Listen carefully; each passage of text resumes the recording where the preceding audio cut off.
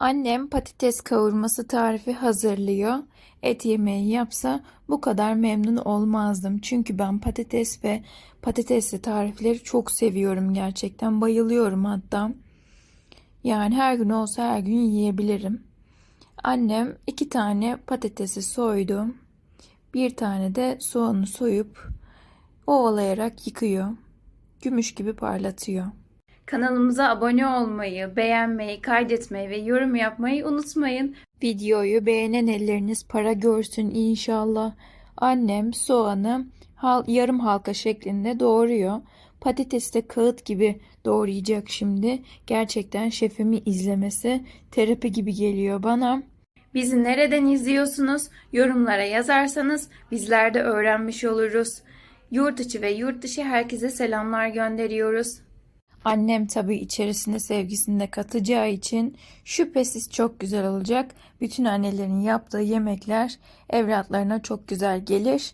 Bütün annelerin ellerinden öperim. Bu arada değerli yorum ve görüşleriniz, önerileriniz için çok teşekkür ederiz. Şimdi annem sebzeleri doğradıktan sonra tavayı getir kızım dedi. Yettim anacığım. Tabii ki de getiririm. Tavayı getirdikten sonra annem zeytinyağı döktü ve bir kaşık karışık salça koyduktan sonra kavurmaya başlıyor. Bu arada her gün tariflerimizi çekerken canlı yayını da açıyoruz. Katılmanızı bekliyoruz, yani desteklerinizi. Umarım katılırsınız. Orada daha detaylı görünüyor. Bu videolarda kesme, yenileme eklenebiliyor ama canlılarda direkt canlı olarak görünüyor. Ben de birçok tarif hazırlıyorum annemin yanısına. Benim tariflerim biraz daha basit oluyor annemin yaptıklarının yanında. Olsun, ben de işte gayret ediyorum. Şimdi annem bir güzel sebzeleri ekledikten sonra kavuruyor. Gerçekten yediğim halde iştahım kabardı. Yani böyle iştahım açıldı. Yani bugün olsa bugün de yiyebilirim. Bakın, soğan karamelize oldu salça ile birlikte. Şimdi anne usulü göz kararı tuz her tarafına gezdiriyor. Böyle lök diye dökmüyor. Her tarafına gezdiriyor. Şimdi bakalım hangi baharat gelecek. Şimdi bekliyoruz bakalım. Karabiber, pul biber, kırmızı toz biberden birisi olabilir. Bakalım ne gelecek, heyecan dorukta. Sizler ne bekliyorsunuz? Şimdi pul biber gelmiş.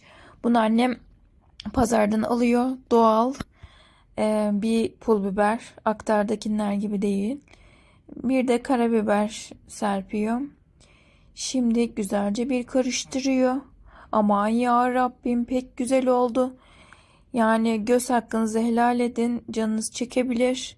İzlediğiniz için çok teşekkür ederiz. Soğan karamelize olduktan sonra tamamdır.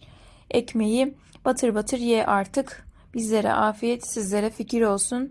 Hem akşam yemeğinde hem kahvaltıda tüketilebilir. Basit ve pratik güzel bir patatesli tarif. Patates kavurması hazır.